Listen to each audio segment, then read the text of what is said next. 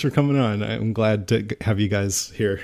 Oh man, I'm excited to be on with y'all. I mean, we've been listening to you all for such a long time, and now to be here, it's really cool. Almost, it's kind of weird. Talking all over the podcast. It's like, am I listening to a podcast or am I participating on it? This isn't actually real. Don't worry. It's all in computers. Well, you guys are our Jay and Jack.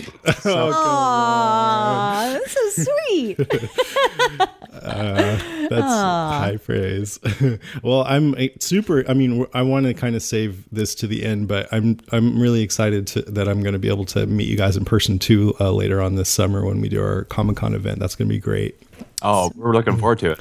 But first, so most of our listeners have heard of you guys because of that, because we've been promoting that event. But I'm sure many of you have also had a chance to go over and check out the Walker Stalker podcast. These guys just kind of burst onto the Walking Dead podcast scene this season.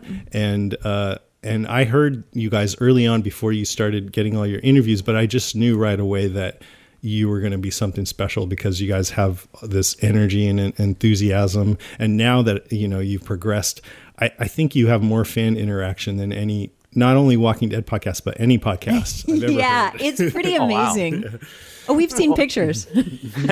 Well, that was kind of our goal when we started it. It was just to be kind of a fan-centered podcast. I mean, we really had no real greater concept than that as to what we were going to do. It was just, let's be involved and enjoy everything with everybody. Yeah, I mean, we're neighbors in real life, and we are fans first. And so why not enjoy it and bring as many fellow Walking Dead fans with us, you guys included. You guys are Walker Stalkers, honorary Walker Stalkers yourselves. Yeah. Nice. So you guys are in where are you guys located? We're in Nashville, Tennessee. Okay. And how far away is that from Atlantic? I mean, is it far to get to the set to Sonoy? No, it's about 4.5 hours to get there. Oh, it's not bad at all. No. And that's why we've seen pictures of you on the set interacting with the cast. Yes. Well, I mean, we weren't on the set. We were just kind of like about 50 yards away, kind of where they heard all the fans and warned everybody from crossing any lines. That's where we stood. But fortunately, the cast is so wonderful that they'll come right out whenever they can and just spend time with everybody. Mm-hmm. That's really cool. Yeah, so you guys took a trip out there as fans and just had such a great time that's what inspired you to do the podcast, or did you kind of have an idea beforehand that you might want to do it? No, we had no idea. I mean, James literally called me the night before we were going to leave and said, "Hey, I hear this is their last day of shooting on Friday." He called me like Thursday night or Wednesday night maybe and said, "Let's just go." And so we got up at 3 or 4 o'clock in the morning and drove out there, got there at 10 o'clock with the time change. And within 20 minutes, we met Lori Holden and was off to the races. It was crazy. Craziness. Yeah. That's really cool. Yeah, it is cool that they'll come out and intermingle, and it just seems like kind of almost like a pilgrimage now for Walking Dead fans to go out there. Yeah, and we kind of had like the dream day. I've seen other people in their photographs, and they'll go out there and they'll get to meet one person, but man, we met like 6 actors. I mean, it was nuts, and never expected. We were hoping to meet, I think, one person maybe, and see the set from a distance, and it was overwhelming. Did you just get lucky, or is it because you guys are go-getters, or is that just, can anybody go and do that? I think honestly, it is really a lot of luck. We ran into some great people. We asked questions. There are a lot of locals there that know a lot more about the area. They told us, they were just suggesting all day long where to stand, where the actors normally come. It was just, we ran into the right people. There's some awesome people out there. Yeah, and then we were patient too. I mean, we were there from 10 in the morning till 10 at night.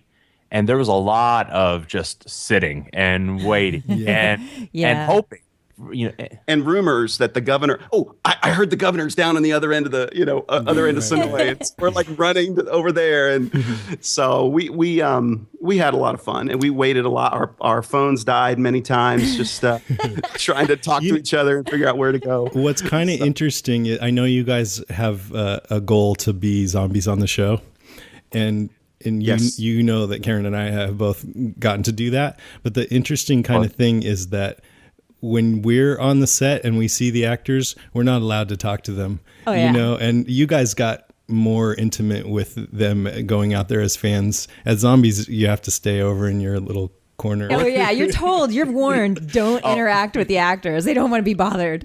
Oh, come on. You wouldn't trade with us. Moving on. I just want to know, okay, so you decided to do this podcast and, it's been this whirlwind thing. I can tell you guys are enjoying it. And I wonder, like, have there been any big surprises and just what's it been like for you guys? Oh man, we're both looking at each other like I think every week it's a surprise. I mean, we didn't know what we were doing in the beginning. We had a crummy little blue, what did we call that? The blue microphone, the snowball. Oh yeah, those are great. Yeah, those are great, but it was terrible sound, and we just technically. I mean, I'm more of the technical guy. That's what I stress out about. This is Eric. Yeah, and I just show up. I'm with you, James. Yes, but he's the funnier one and the better looking one, so it's probably the same way, right, Jason? Maybe funnier. Hey, wow. So, but no, I mean, I think mostly for me, technically, James does everything else. I mean, he's been the one that's connected with the interviews and gotten that to work. So, I mean, we were like nervous as anything when we first got Greg Nicotero, who was our first interview. And, but so far, everybody has been incredibly nice. Everybody from the publicists to I'm sure you know this too. Every single actor, from also crew that we've talked to, production staff. I mean, they've been amazing. Yeah, I mean, I think the biggest surprise, I guess, is just that not only have we connected with these people on the podcast, but then off the show, we've become, I wouldn't say friends, but we have more social interaction with them. We'll chat back and forth through text or through email and just kind of, check in on each other. So I think that's been the really interesting thing is that they don't see us as just, I guess, just weird people who are bugging them and want to talk on a Walking Dead You podcast. text back and forth with like Andrew Lincoln? No, oh no, that would be too expensive. He's in England. I'll share who we talked to off there. But yeah, I mean, no, it's just kind of neat that I feel like maybe how you guys do, we're just part of like a Walking Dead community now, which before I think we just felt like we were viewers. Mm-hmm. Yeah, well, another thing. Go ahead. Sorry, I was just going to say one more thing. The one thing I realized is Twitter is awesome. Twitter is amazing. Just the people that are on there, the Walking Dead fans that are on there. Mm-hmm. It's just very powerful to communicate. We ended up forming, as you do, relationships mostly using Twitter. At first it was Facebook, but then it just became Twitter, and it was just really fun to meet them all, or a lot of them, when we had our event a couple of weeks ago. That was the season fun. finale party? Yes. Oh, season finale. It sounded like you guys are having a blast at that. Yeah, so you guys did the season 3 finale in Sonoy, also known as Woodbury, and some of the actors were there, and that's another thing I wanted to ask you about. So how did that go? Well, we actually got bumped out of Woodbury, so we ended up about 10, 15 minutes away at a place called the Alamo, which I think worked out better because it's this old movie theater. Oh, cool. And we were able to watch, the finale there with everyone. But we had Melissa McBride, Daniel Thomas May, who played Alan, and Iraj, who played who played Paul. He was in the finale, and actually, Jason, was it you who said maybe you talked to him? Yep. Mm-hmm. All right. Well, you on both. set. Oh, yeah, he was an actor. super cool. Yeah. Yeah, but so it was really neat. I would love to say that I was able to enjoy the whole night, but we were so stressed and involved, wanting to make sure it was a great evening for everybody. Yeah. And we never really got to sit down and enjoy it. Even the finale, although I remember the finale, watching it, the coolest thing was just being there with 100 other people and everybody screaming and cheering and clapping. It's like a Super Bowl. Yeah, it was awesome. Wow. But yeah, it was just really a cool experience to get to do that with everybody. But then finally meet everyone that we've been interacting with over the last 3, 4, 5 months. Yeah.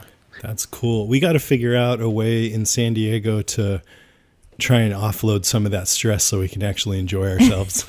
I think beer will help. Yeah, I think beer will help. Just saying.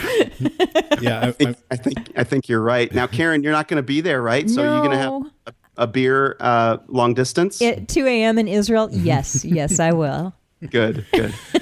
okay, so I want to know, do you feel like your experience of the show has changed since you've been podcasting on it? Yeah, a little. I mean, I tell you, I think we watch it, although some people don't think we're critical enough. I think we watch it with more of a critical eye. I can identify with you there. Yes. and I do feel like where maybe we used to just watch the show and enjoy it for what it was, now we're covering the show. Yeah. I guess that's the best way to put it. Don't get me wrong, I still love it just as much, but it's, Eric and I will sit down and Eric's taking notes and I'm responding to people on social media, and so it's more than just a show now. It's a complete event, I guess, for us every week. And it goes by so fast. You guys, I think you watch it a couple of times before you do your podcast, right? Mm-hmm. Right. Yeah, we try to do it like immediately afterwards. So we're all amped up and all hyped up, and we've been interacting with the people on Twitter and all the other fellow Walker Stalkers, and then we do an instant reaction video. We tried doing a Google Hangout, which failed miserably, but we try to it's just kind of fun, get that energy, and then we'll do the podcast and we'll talk to them right afterwards, and I don't know, that it's more stressful doing it that way. I would definitely say the show goes by really fast. Like we're all of a sudden, whoa, it's time to be done already. So anyway, it's a lot of fun, high energy. Sunday nights are definitely not our day of rest. Yeah, I mean, I know you guys are instant reaction, and I we do it a day later, and one of the benefits of that of our method is I get to watch it the first time, and I really try to watch it as if I'm just watching it for pleasure, and then I watch it the next day and I pause and take tons of notes and stuff. But then for you guys, yeah, you get that energy of the immediacy of it, and you get to have your podcast out right away. So I think it's really cool that there are all these different Walking Dead podcasts that have different flavors and personalities. Agreed. You guys have great detailed analysis, much more than we can even, we don't catch a lot of stuff after the first time we watch it. Plus, I mean, for us, it's more of an efficiency thing. James has 6 kids. I've got 3. Our wives don't even like the show, so we're doing it undercover. That's hilarious. So cool. When you talk to, say, friends and family, do they know you have a Walking Dead podcast? Oh, yeah. And actually, our friends and family are some of our biggest fans and recruit people to the show. Really? And, yeah. Oh, yeah. Our party in October. Eric's got friends coming to that party. I've got people driving up from Florida that I went to high school with that have been starting to listen to us. Yeah, our family is definitely our biggest fans. I mean, I have an uncle who's a pastor. Yeah, I think everybody watches it. My uncle who's a pastor watches it. All his kids, my dad, my grandfather, but not our wife. That is so cool. You know really what? cool. I have to say, I think that my extended family doesn't even. I've told them many times I do a Walking Dead podcast, and they're like, "What? What is that now?" They have no idea. Too intellectual. Okay, I want to talk a little bit about Walking Dead. So this whole thing with Mazara's going away and Gimple coming in, and what do you guys? I want to know what you guys think of that, and more important, what are you hoping for in season 4? Well, what the biggest episode from season 3 with Scott Gimple was Clear, obviously, and that's been rated the number one, I think, episode on AMC TV, if I saw that correctly, or at least one of the favorites from the season. So that's a good sign. Yes, we agree. Now, And his other episodes have mostly been really great too, I think. Yeah, so that's the most memorable thing for me. So I have a lot of optimism for season 4. I don't know all of the politics and all of the ins and outs of why Mazzara is no longer the showrunner, and we don't tend to get into that too much. But a lot of it is a mystery to me. I know he was amazing. I was bummed out big time. I know you guys were really bummed out. We saw your episodes. I think there was some effity going on. We do that a lot, though. Yeah. It was great. So that's my thought about it. James, what are your... Real quick, in regards to the effity thing, one of the reasons why we don't cuss is one time we did a podcast and Eric cussed and his wife happened to walk by the door outside, and she's like, what is going on? What kind of show are you doing in there? So that went the ways of our cussing. For a long time, I'd go in and bleep out the cuss words. And one of the fans had a great idea, instead of using bleeps, to use zombie noises. So we would be like, bruh, damn it, but it just, after a while, I'm tired of having to do that. So we'll just put explicit on there and see what happens. And people didn't seem to mind. But yeah, like I said, I think I'm glad there's different flavors of Walking Dead shows. Me too. And I think I'm one who, and Jason, you and I have talked about this off the air before. I'm one who does read our critiques because I do want to improve. But there's shows for everybody out there. And in terms of us, if somebody wants a show that's just going to tear up the show every week, or a podcast is going to tear up The Walking Dead every week, that's not going to be who we are. Right. You got Watching Dead for that. Which I love, by the way. I agree with you. But yeah, they're clever. In terms of looking forward to season 4, I honestly thought the last 3 episodes were dragged out. I really thought that there wasn't a lot of content in the last 3 episodes, and they would drag out scenes like the governor and Rick at the summit, or Andrea being chased through the warehouse, and then even in the finale, those were great. I disagree. I love those. Well, no, I love those parts of the story, but they were dragged out because they didn't have anything else to go with any of the other characters, and I thought they really missed an opportunity at the end of the season to really tell some other stories about some other characters. Right. And other than that, look, I have no doubt they're going to do great next year. I mean, this is a great show. They've got amazing producers. They're retaining most of the writers. I think there's great things to come. Yeah, and the cast and the story overall. I mean, there are lots and lots of things that are going to be consistent, which is good. I was not. I was sort of on the fence, but mostly not happy that the governor survived, because I wanted that storyline to come to a head, and I wanted Rick to do away with him. But since he is, what I really want to see in season 4 is I want to see David Morrissey with long, greasy black hair and a handlebar mustache. I think they have to move in that direction because, I mean, looking at his his outside appearance, they've got to make him worse because now he's got to be out, on his own or with his other 2 amigos, right. And then what other evil can this man really do? I don't know, but I'm sure they'll come up with some good stuff. Mm-hmm. I mean, I think Caroline heard, or somebody's been saying that in season 4 he's not going to be used the same way, and that the main antagonist is going to be the zombies again. Which I loved hearing that, because they have sort of been made into more like a pest, call the exterminator kind of thing. You just loved it because that means there's more of a chance you get to the 3rd season. That's right. No, it's your guys' turn. I really don't think that's going to happen for us again, because you guys are up at bat. But no, I mean, like like in season 2, you could say Shane was more of the antagonist, and of course the governor in 3. But in season 1, it was the zombies, and I'd love to see more of that, where they feel more like a threat. Yeah, definitely. We need to have some of that mystery back. Obviously, the big storyline is going to be, what Rick and Carl are, how that relationship is going to change, and that'll be really interesting to see. Although I really thought Carl was just really annoying, the last couple of episodes. Yeah, just sort of acting like he knew everything and everyone else sucked. Just like a spoiled brat, We have a 13-year-old son, and each of us do, and oh gosh, I know what I would do if I was in Rick's situation, but oh well. We're not in the zombie apocalypse. Maybe we'd respond differently. Okay, let's talk a little bit about this event we have coming up. So we're planning this Comic-Con event. We've talked about it with you guys before, but we haven't. I put something up on Twitter and on Facebook, but we haven't had an episode since.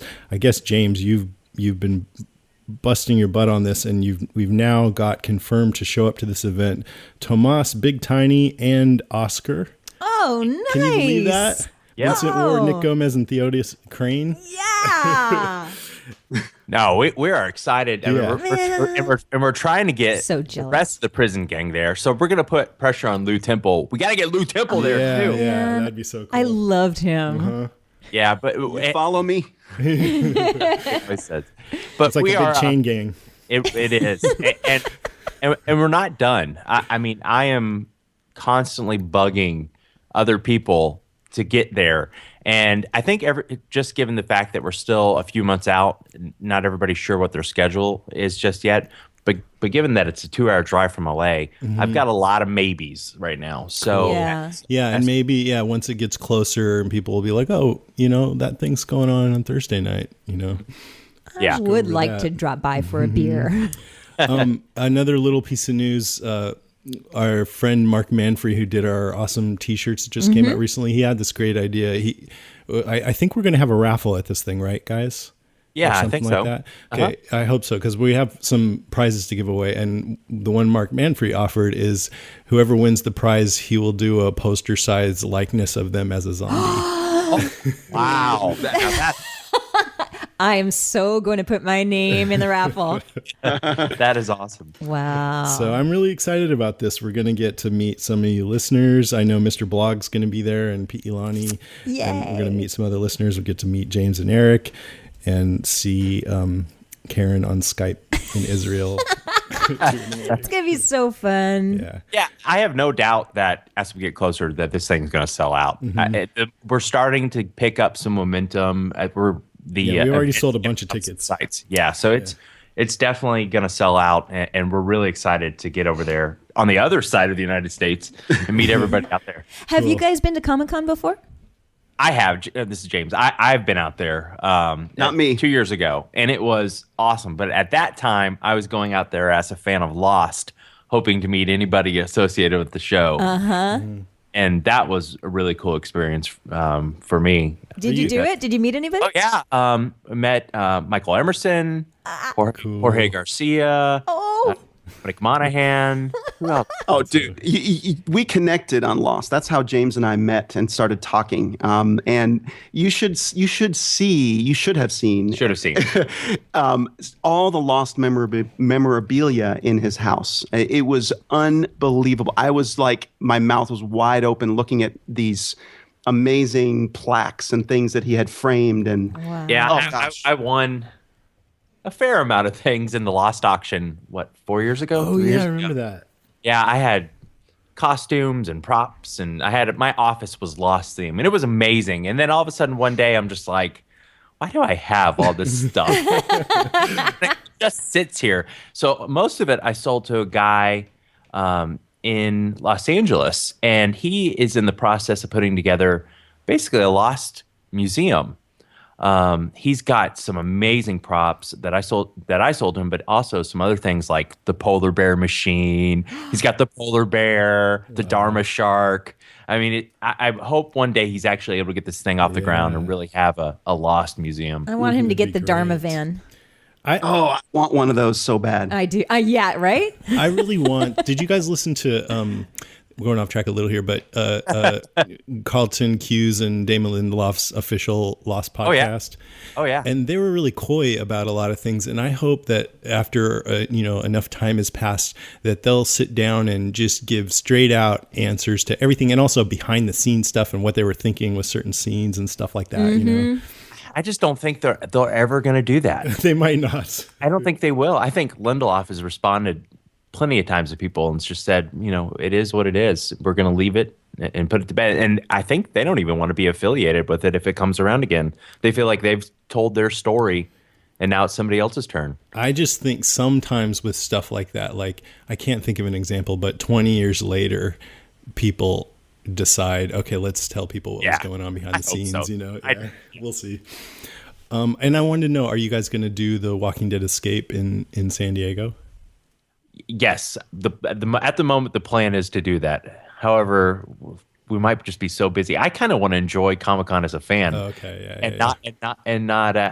say that the escape isn't part of that, but kind of just do some, like, this is our vacation, so some non-Walking Dead stuff is Hell yeah, totally. It's kind of nice that the season's over and we can take a little bit of a break. Oh, definitely. Yeah, I think our first podcast after the season was over was, Yeah. I'm tired. Yeah. But I know by the time Comic-Con rolls around, people are going to be hungry to, get more involved with the show again. And, we've got this event. So I hope a lot of you guys can make it out. If you want to get tickets, go to thewalkerstalkers.com/tickets. Yep. And we can't let you guys go before we do our one rule. And our one rule is that you have to make a zombie sound, both of you. Oh boy. Sorry. All right. Well, James, you want to go first? No, you go first, Eric. I have to go first. Yes. Okay. All right. Gentlemen. Here we go. That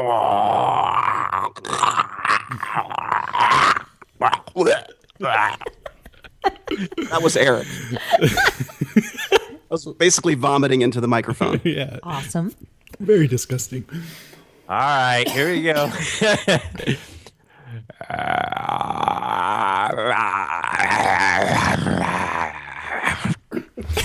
That was a lusty zombie. Thank you. I like my zombies lusty. All right, you guys. Thanks a lot. Really good talking to Thanks, you. guys. It's an honor. We appreciate you guys. See you in San Diego, All Jason. right, man. Looking forward to it. Bye. Bye. Bye. All right. That was a lot of fun. Let's move on to the news. Tell me what's going on. I'll tell you what's going on. So did you get my most recent email? With the exclamation points all in a row about Zombieland, the TV show. Yes, I did. So Amazon.com, I've been hearing, they're, in talks, or they're vague things about producing a pilot for the Zombieland. And then all of a sudden it's like, the pilot's available. Yeah, and you can watch it. And there's reviews already. Yeah. And so I watched it. You already did? Yeah. It's another reason why I'm not prepared today. I started watching it and I'm like, this is funny. And then it was lunchtime. And so I just watched the whole thing. Nice. It's only 28 minutes. It's like a half-hour comedy. And? I loved it. It was, it wasn't like, this is the greatest thing ever, but it was damn good. Good. That's what I thought. And, it was in the same flavor as the show. And it's done by the same writers and one of the same producers. Mm-hmm. That's, who are they? Oh, shoot. I'm not sure who they are.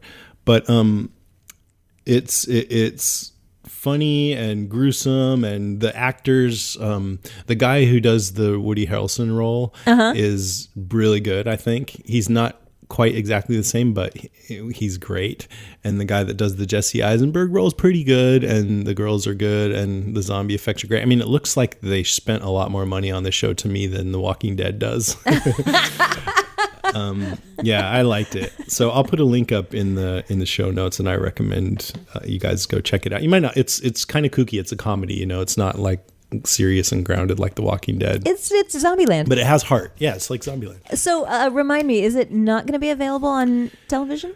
No, it's not. Like, now that Netflix has been producing their own shows, and Amazon wants to get in on the act, and I think there's another one that's going to do it. I forget which one. But anyways, House of Cards. And Right. now they're doing Arrested Development Right. season 4. I just blasted through all of Arrested Development, by the way. Amazing show. Did you? Yeah. I mean, the The first 3 seasons. you hadn't seen it before? I'd seen most of season 1, but It's the funniest it's thing so I've good. ever It's seen. smart as hell. It too. is. It is. Yeah. It's one of my all-time favorite shows. So I think this Zombieland, they've only done a pilot, and I think they aren't going to do more unless a lot of people watch it and like it. I'm So- not sure about that, but Watch it, go please, check it and out. like yeah.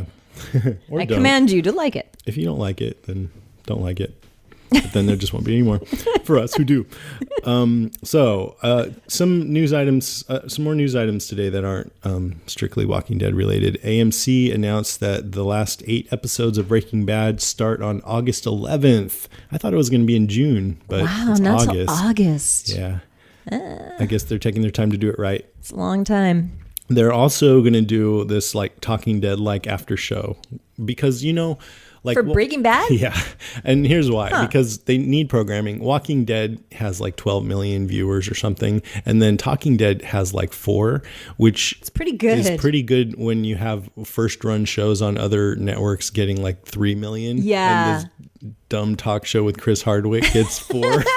It's not It's dumb. not dumb. It's not dumb. But you know what I mean. Like No, I know it what you costs mean. nothing to produce, No, and they're it's- just doing something like what we're doing. It's Chris Hardwick in the studio, and the guy I has mean, a lot if of it was energy. you and me doing it, I'd be saying the same thing.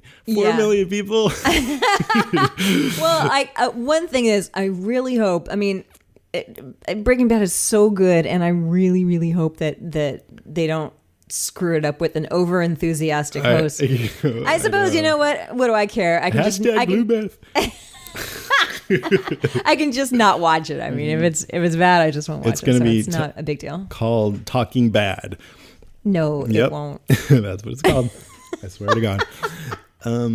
In related news, they're talking about, I texted you about this, doing a Saul Goodman spinoff. I'm so happy about that. That's perfect. Better Call Saul, maybe? Yeah, and isn't this one based in Vegas or something?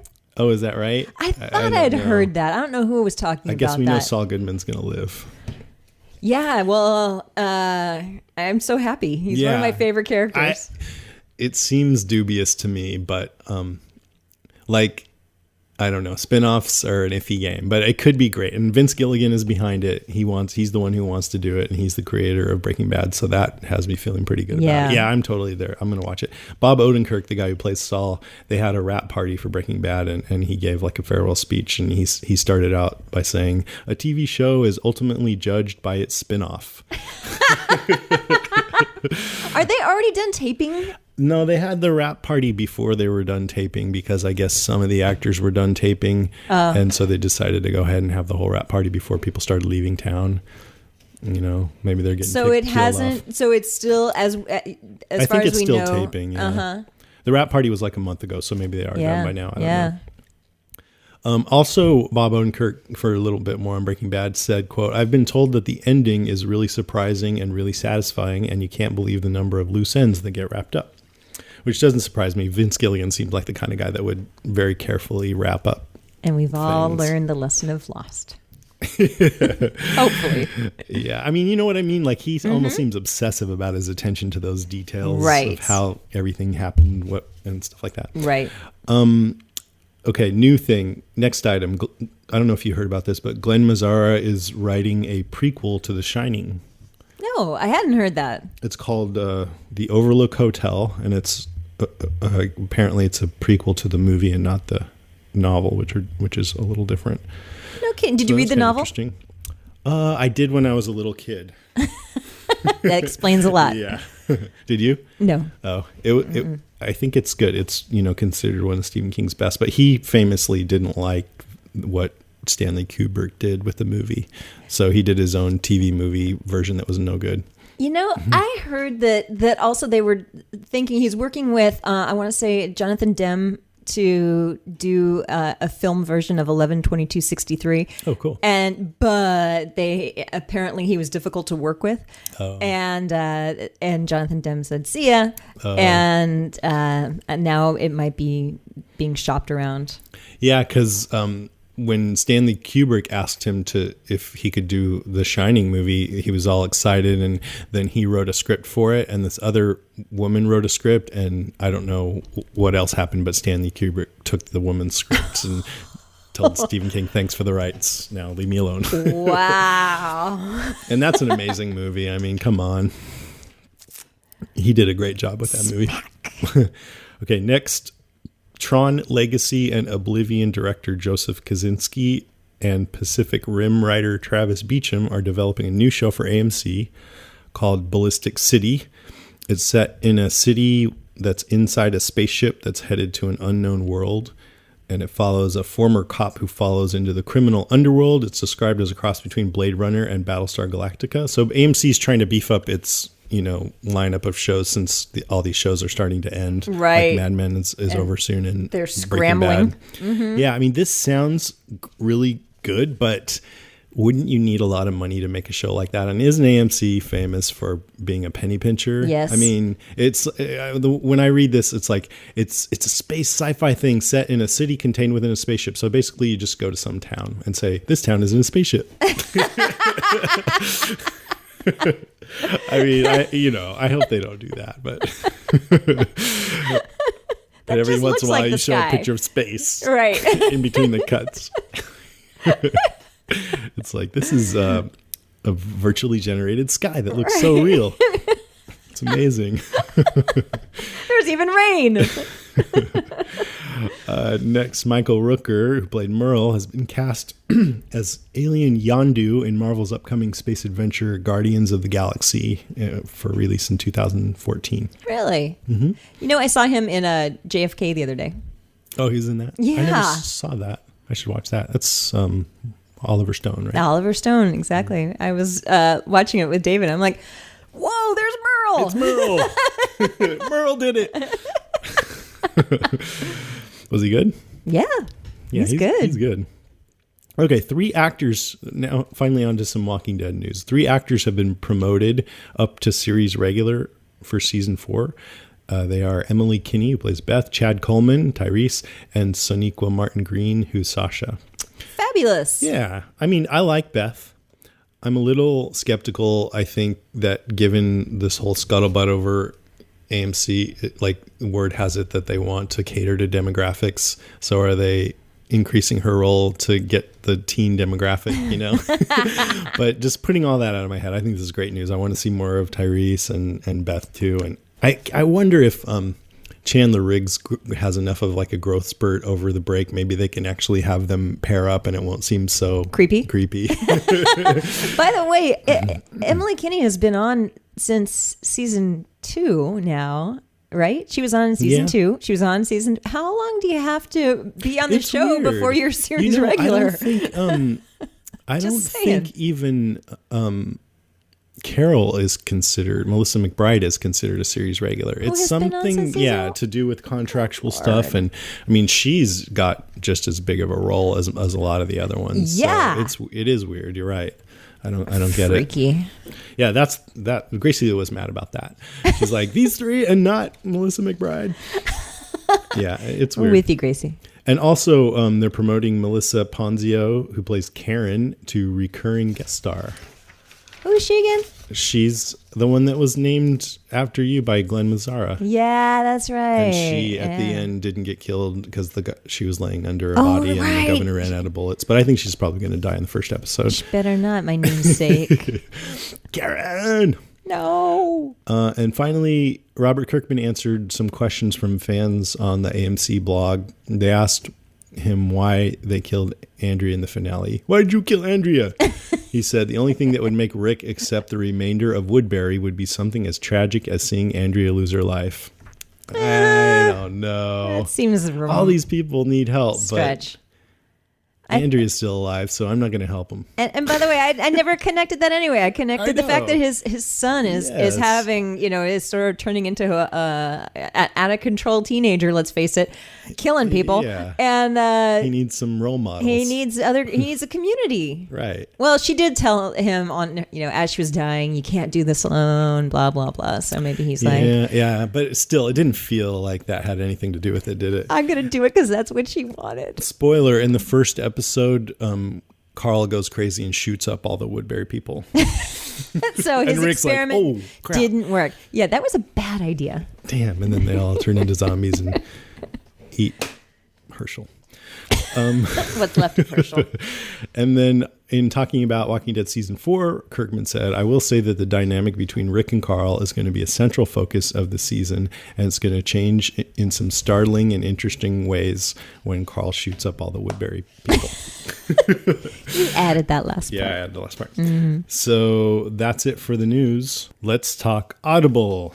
Let's do it. I'm glad Audible's still sponsoring us. That means that enough of you guys went to audiblepodcast.com/deadcast to sign up for a free trial and get a free audiobook. Thank you Thanks. guys. Thank you. Yeah, because I'm glad to have them as a sponsor. And if it didn't work out, then we wouldn't still have them. But you guys must like it, and so we do, and it's all good.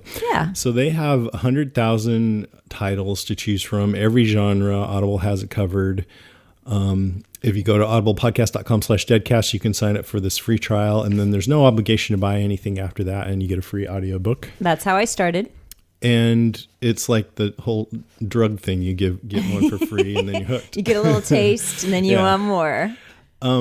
Audible works, the audio book files work on computers and on all the phones and music players that our podcast works on. So that means if you're listening to this right now, then you can listen to an audiobook.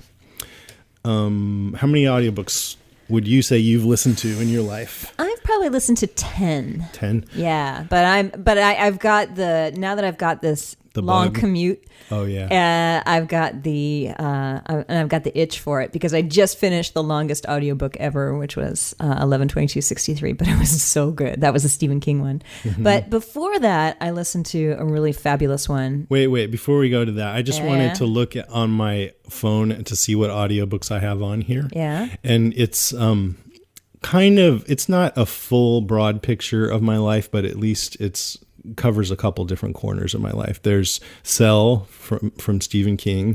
There's The Walking Dead Rise of the Governor from Kirkman and J. Bonansinga. And then there's Go the Fuck to Sleep. Have you heard of that one? Yes. Yes. It's this funny children's book that's written in the style of a children's book. It's like the moon is in the sky, and the grass is blowing in the wind. So please go the fuck to sleep. And it's written by that guy. I always forget his name. Nick Fury in Shield. In Pulp Fiction, the black guy. Samuel L. Jackson. Yeah, Samuel L. Jackson. Yeah.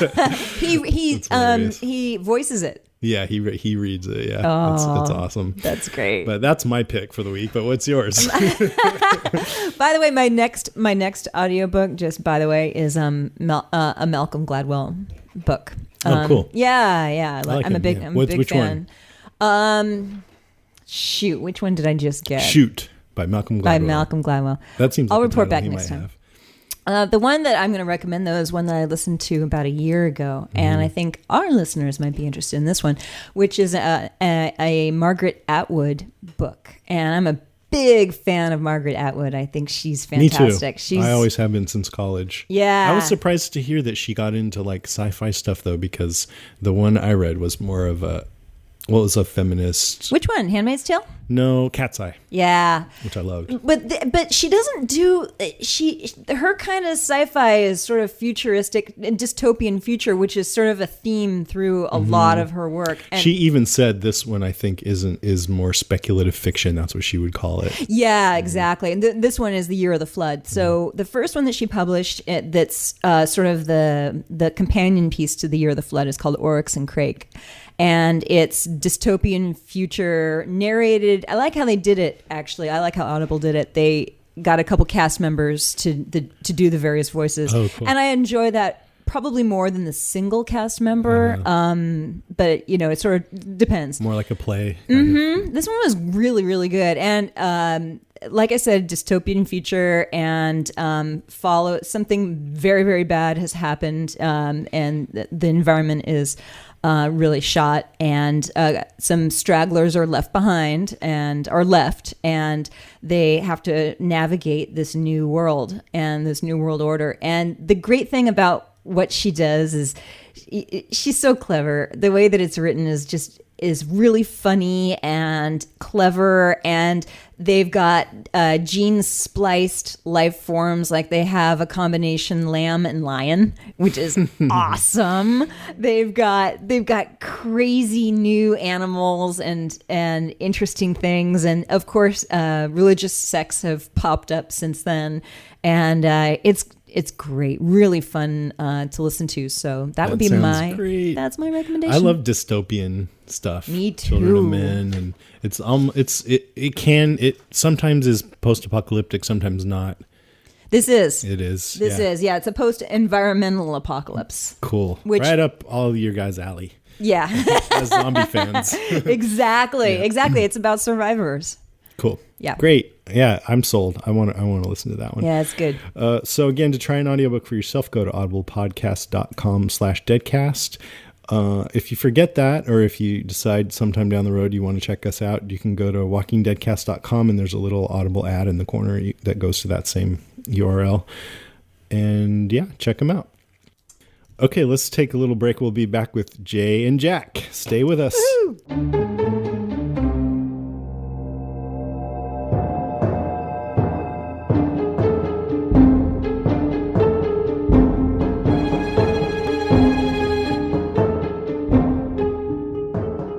Hello? Hey. Hey, how's it going? They are. Good. You can hear me all right then, huh? Yeah, hear you just fine. Can you hear Jack? Jack talk. Can you hear me? I can hear you. Can you hear me? I can't hear myself. Oh, now I can. It's weird to hear you guys talking and answering back. That is weird. You don't usually answer back. No, we never do. Can you guys hear me? Hear you just fine, loud and clear. Good. We're in two different places. So you guys ready? Yes. Okay, good. First off, I just want you guys to know, first of all, that a lot of our listeners have said that they're fans of yours too. So a lot of you guys listening already know that we're talking to Jay and Jack, who are the number one Lost podcasters for one thing, and they started this podcast, this sort of as a hobby, and it grew into this huge thing, and they interviewed all the actors and actually got to go on set and got to be good friends with at least Jorge Garcia, I know about for sure. Mm-hmm. And just inspire. I mean, I don't know. I think it seems like there were about 100 Lost podcasts, and you guys kind of rose to the top, and you've inspired tons of other podcasters. So I just want to thank you guys so much for coming on. Karen and I are totally stoked to have you guys on. We're pumped. We're glad to be here. I actually just found out about it. Someone didn't tell me. Yeah, I forgot to tell Jack. I was like, oh yeah, we got all this set up. We're good to go. And then the one person I probably should have told was Jack. I saw the email. I mean, well, that kind of makes me want. Sometimes I feel like I'm a bit overprepared when Karen and I podcast. You know, I have like all these notes, but then when we get off on a topic that we didn't prepare, it's actually more fresh. What do you guys think about that? Like, I'm going to go ahead and just start interviewing you right now, by the way. So, okay. What do you think about, like, you know, how prepared, how good, being how prepared? Prepared? Yeah. Have you ever listened to us? I think we found out very early on I think the thing that we had going for us was kind of that banter, that back and forth banter, and it's really hard to pre-plan that or script it. Yeah. So from the pretty much the get-go, we had kind of an outline of things that we wanted to talk about, but really we would develop our ability to just communicate and speak with each other on the fly as opposed to having it really pre-planned. Aside from us, okay, we're going to sit down and record right now. And, you know, we're going to talk about Lost. Mm-hmm. I think with me, though, I told Jay right from the start, I've told this story before, I didn't want to work with a script. I was doing everything I could to get out of doing it. Mm-hmm. I really didn't I didn't know what it was. I didn't want to do it. I figured it'd be one thing he'd start, and I figured it'd last a couple of weeks, I'd be done, but it worked, I guess. So wait, you didn't want to work with a script, you're just kind of like wanting to make it as easy as possible? No. Well, it's not so much easy. I think he couldn't read. Can't read. I can't read. Well, I can't read my own writing. It's even worse. But no, what we do is we would take notes, and I learned very early not to have my notes sitting out because Jay stole one of my jokes. and it's still to this day makes me mad. He did the he'd do the recap, and I would chime in, and then before I could read the joke, I looked at him and he started laughing because he told me afterwards he stole the joke from me. So when we would have a post Lost show, because we do 2 shows a week. We do right after the show and then one later on the week, and basically I would write the recap as I was watching the show, pretty much just the details of the episode, so we could quickly go through what the episode was. So that was my notes, a detailed synopsis from the episode. Mm-hmm. Jack, his notes was jokes that he could insert into the episode. Locke is a loser. Yeah. I do that too, I have to admit. And if they don't go over so well, sometimes I actually go in and cut them out. Do you really? No. I don't know. You need Jay, because Jay's an easy laugher. He's an easy laugher, I always call him. Yeah. He laughs. He's like Ed McMahon.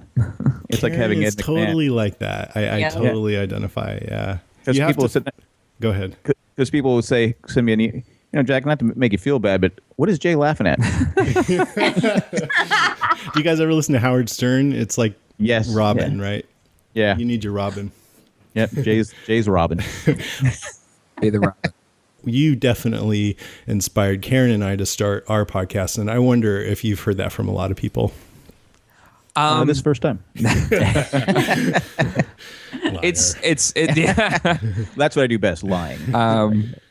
It's always a humbling thing to hear, like how you guys just said that we were a part of inspiring you to do that, and that's what I love about podcasting, or really any type of creation of anything, is it always seems to be inspired from something. And that's me doing a podcast was an inspiration from a bunch of different things. So it's kind of cool to see myself creating a podcast, and then that action inspired other people to create as well.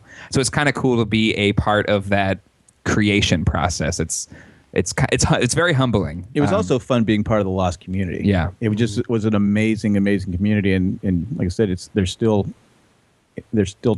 people out there talking about Lost. Man, I still see there's still people having podcasts about Lost. Mm-hmm. We did our rewatch, and we wrapped it up kind of quick because it was just we had so many other podcasts going on, we just didn't have time. But it's still going on. It's amazing. I know. I noticed there are Lost podcasts.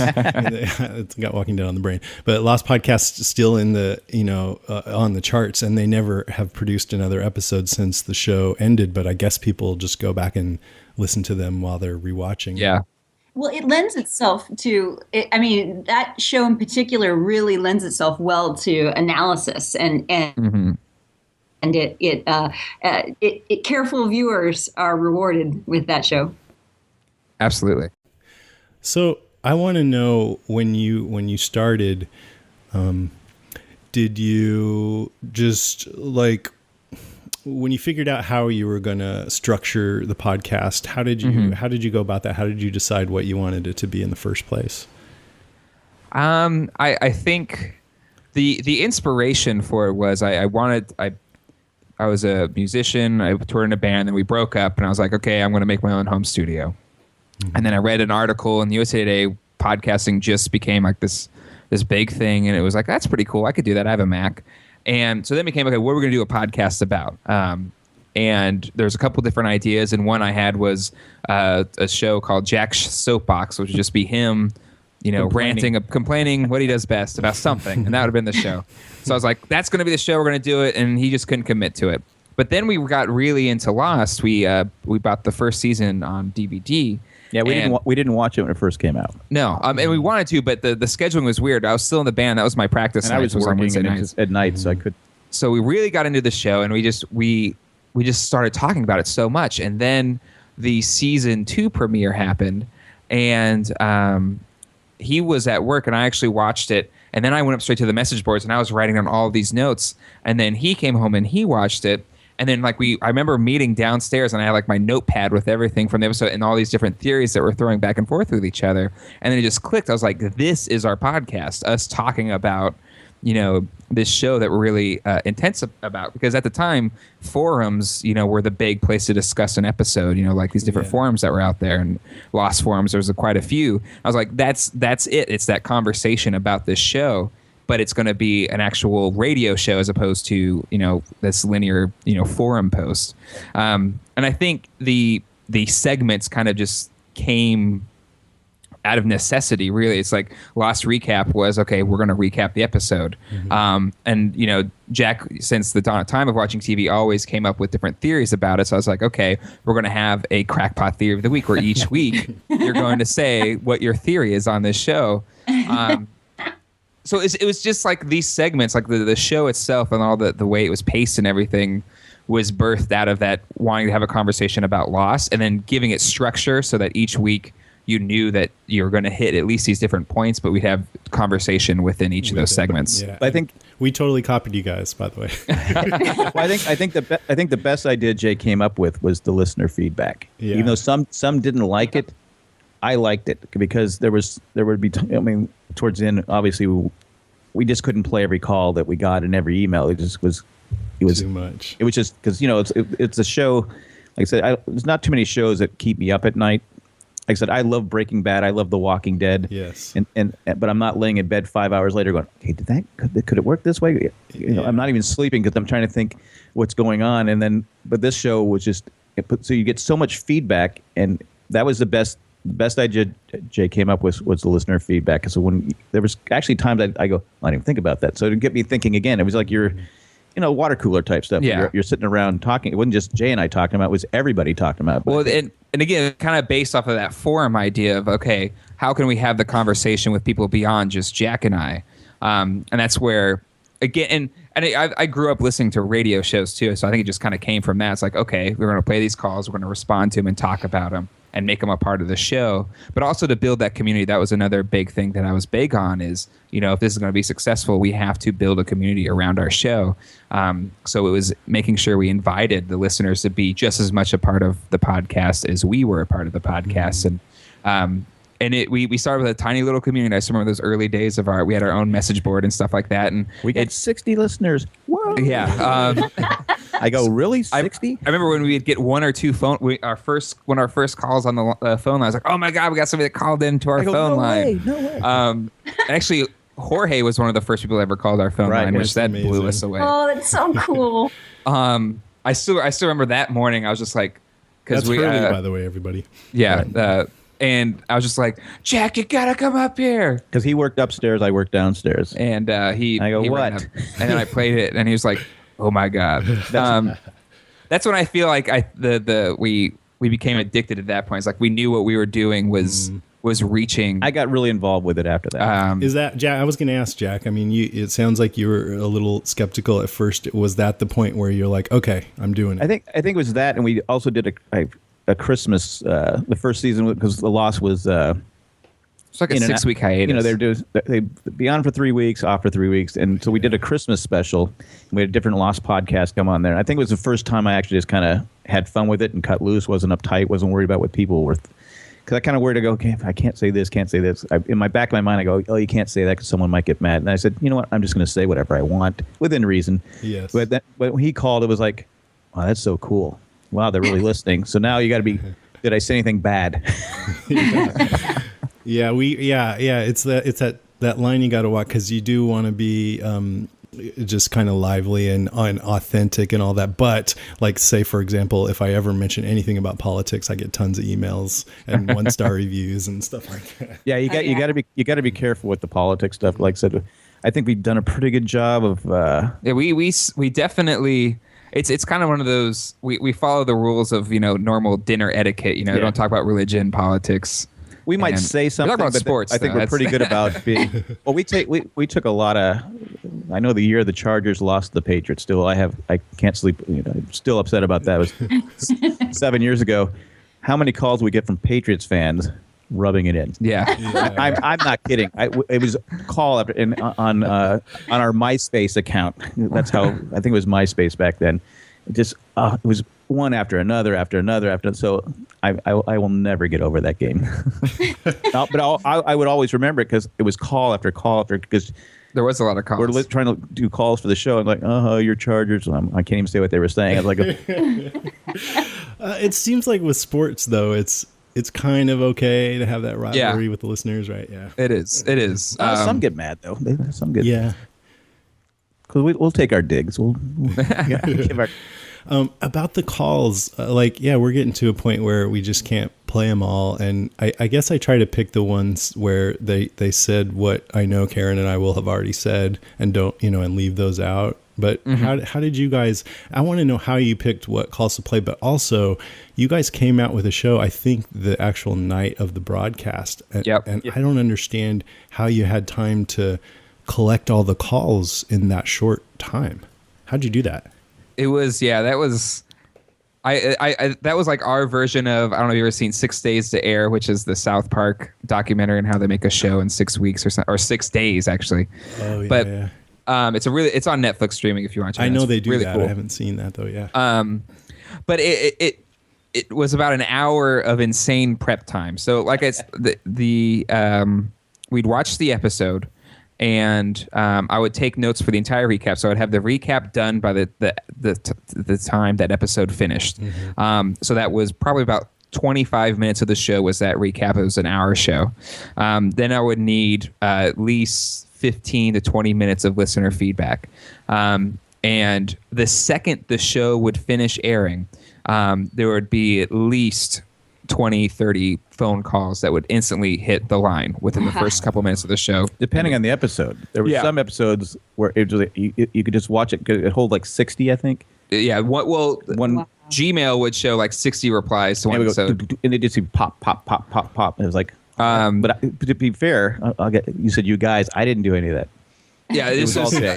basically I do it now for other podcasts, but it's still not as intense as that. Basically, the show would end. Jack would stay down. He would actually do research online to see if there's any like Easter eggs or anything that we missed. Easter eggs like are also. I had to check to see if my crackpot theory was out there. If someone had saw something that I saw, I go. Oh, I can't do that because it has to be original. Yeah. So I'd have to check. I'd check our boards. I'd check all the other boards. We listened to other podcasts while I was waiting for Jay. They'd be on Talk Shoe, and I'd say, okay, I'm good. I can go. Because Jack was very big on his crackpot theory not being anywhere else. That was because I remember that one guy that we were doing V, and I had a theory. We recorded on that day. The guy sent the thing the next day. I had already said it, but he got mad, saying I stole his theory. But I tried to tell him, but I said I gave him full credit the next week. It was easier just to say.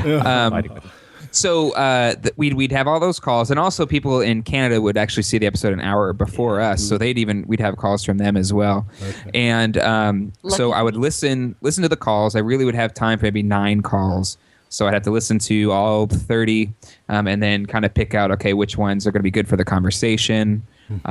So I'd have all those set up, and then also we had an AAC feed, so we'd actually have pictures and stuff like that would go along with it. So there was a couple of sites that would take screen caps from the entire episode. So I'd see, what stuff do we want to put here in the conversation based on the recap.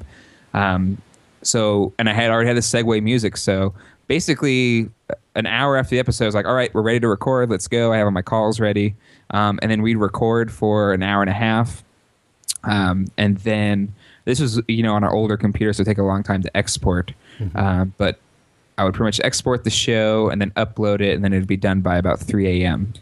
That's why I always give Jay. I always joke with Jay about best produced podcasts because I know how much work he put into it, and they had we were up a couple times. Well, he was up for it a couple times. Never won it, so I always give him a hard time for not winning it.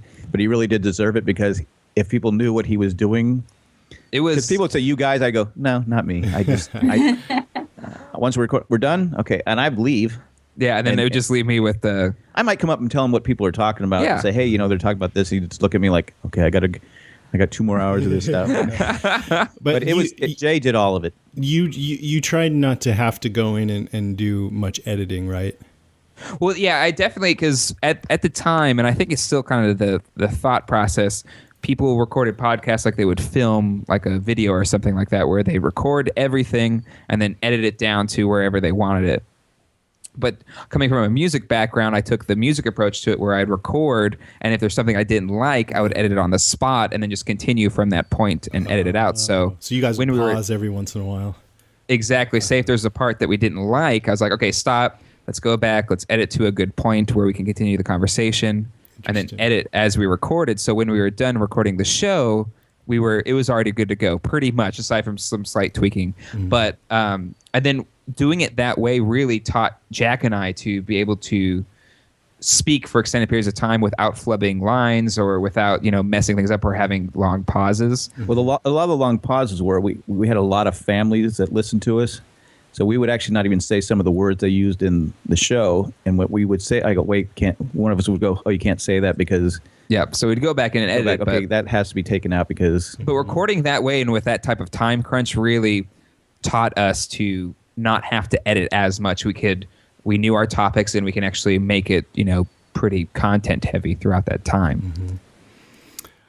Okay, great. That's a good, gives me a good understanding. I mean, it takes me forever to get this thing done, but I got to start using some of that. Thanks. I feel like this is a consulting session. So, I feel like I'm dominating. Karen, do you want to? Yeah, well, I actually want to ask about, I know you guys just came off of the Autism Speaks weekend, and I just wanted to ask how did it go, and tell us a little about that. Well, there's nothing to do here in Raleigh. That's an inside joke right now. I'm taking some heat for saying it. So. No, but we started, it started out as a joke out of, I think, the Married Man show about doing someone said about rambling ever. and something like that. And so we said, oh, we'll just ramble for 24. It was a complaint someone had. The challenge became, okay, well, we can podcast straight for 24 hours. And then it was like, okay, well, if we're going to do this, we should actually do it for charity and make, at least something good out of it. Something. Yeah. So we said, okay, so what charity do we want to do? And we have a couple members of our family with autism. So we had a vote. Close to the heart. We had people vote, and autism won, so that we didn't really know, and it was suggested Autism Speaks. So we went with Autism Speaks, and this was 6-7 years ago. I think it was 6 years ago. We did that first show, and it was in our kitchen. We had the computer set up and everything, and we used TalkShoe, which is kind of in its infancy at the time. And it crashed the last hour of that show. To have Daniel Day Kim on. Yep, Daniel Day Kim. Yeah, I remember that. Yeah. And I'm going back and forth. When I go, we can't get on. I go, oh, just forget it. We can't get on. So the show just ended. We didn't actually finish it. So it became the 23.5-hour podcast for Autism Speaks. TalkShoe actually donated money. Yeah, they did. Because they felt so bad about it. Oh, that's really sweet. That is. So it's kind of been a yearly tradition since then. This year we went down to just 12 hours instead of 24, which was, I think, for our own sanity. More than anything. And did you still get some good donations? Oh, yeah. I think we did. We got about the same. Yeah, we got a little over $5,000, I think, when it was all said and done. Maybe next year you can do like the shortest podcast ever. Hi. Thank you for the money. But the last season of Lost was our biggest. I think we had like $33,000. We had so many listeners. We also did an auction, and we had so many listeners then. Yeah. And we don't have that listener base right now, so it's like, I'm trying to get the word out that But it's always a good cause, and people come out every single year. We had a good group this year come out. And, they come a long way. people drive from Wisconsin and fly in from Chicago. Oh, so it's a big like an audience. So yeah. Site. Starting the second year, starting the second year, we did it as a live event at the Iceplex. So this year was just like every other. We had a live audience as well as the audience at home listening to the stream. They have a few drinks. They go out and skate because it's at the ice rink, which is never a good combination. But I try not to watch. That's cool. That's great. And but Jorge Garcia was a guest, right? Yep, Jorge's a guest, and he's been with us every year. I think he's been every year. We recorded last year because he was. I think he was in Ireland. Something. Or no, he went to Ireland. I don't know. I can't remember, but he this year, like I said, he did an hour. We had a half hour left because I'll stay. He's pretty easygoing. Yeah. Yeah. It seems like he really has some affection for you guys, right? And you guys have, would you say you become friends?